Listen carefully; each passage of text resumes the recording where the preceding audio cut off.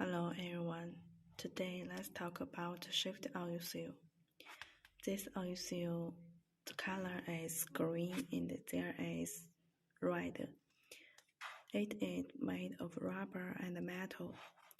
This oil seal, the size is internal diameter is 135 and the external diameter is 175. The sink is 18.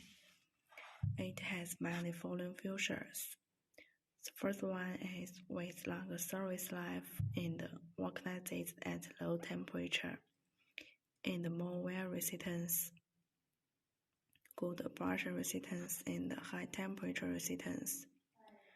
Oil leakage prevention, good structure, aging resistance, and mud and water resistance. And it applicable to heavy truck. Look, this has two seals.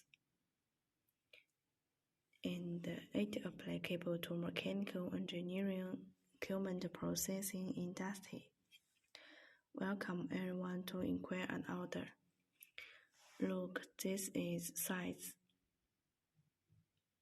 We can provide the customers the service. Welcome everyone to inquire and order.